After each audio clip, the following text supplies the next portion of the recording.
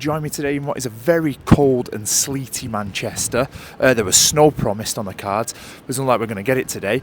And I'm going to be doing some street photography. Just going to go and see what we can get with this atmospheric light and conditions. It's very much my kind of photography. So I'm going to meet my friend Tom, film photographer. I'll share his stuff below. And see what we can get today.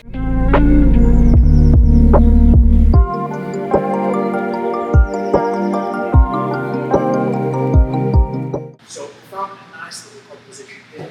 We went as well to some company to try and get a little bit more tucked away.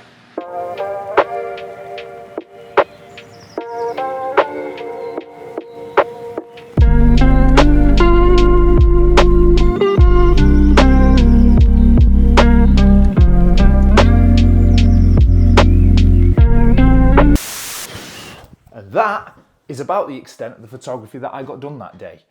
The weather never really played ball, as I tried to say in that clip where the audio is absolutely terrible. To be honest, me and Tom spent a bit too long in a coffee shop while the conditions were great, and then we walked out and the light was absolutely flat. So all of the atmospheric photos that I'd seen on the way to the coffee shop were no longer there, which about sums up my life as a photographer, to be honest. So that's why with the rest of this video, I want to talk to you about what to do when conditions change and when things don't go to plan when you're out in the field.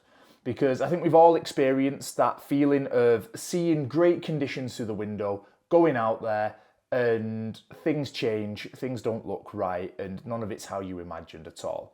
So in this video, I'm going to talk through a little bit more about what to do when conditions change. Okay, so there are two things that I like to do. The first one is to find a composition and camp out there for 30 to 40 minutes. This is me basically saying that you can camp out for as long as you possibly can.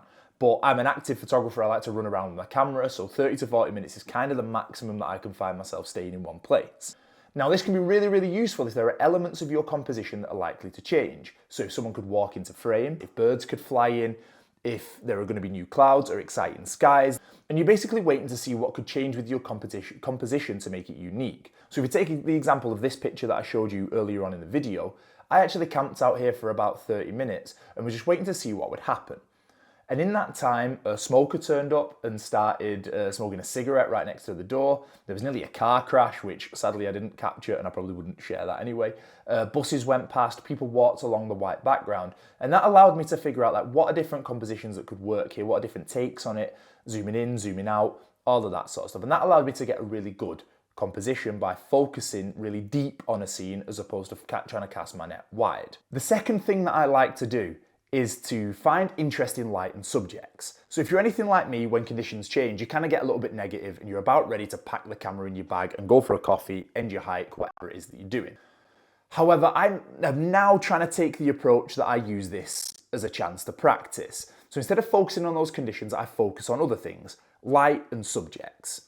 So once I'd done camping out, I came across this building here, which had a massive spotlight on the outside of it because they were filming something inside. And this made for a really interesting light. This building isn't going to look like that very often. So this was a unique photo that I wouldn't otherwise have gotten. The other thing is that when conditions change, people are often reacting to it. And you can find people are quite quirky. So because this had changed into what was basically fine rain, people had their umbrellas out and were huddling close. This woman tried to hide herself under a brown paper bag, which I don't think I'll ever understand. And I was able to get some portraits that were just helping me practice for for shooting people in the future. Let's make sure that that is taken in context and no one makes a YouTube short that says that I'm going to try and shoot people. Now, this isn't necessarily a practice that is always going to bring home keepers.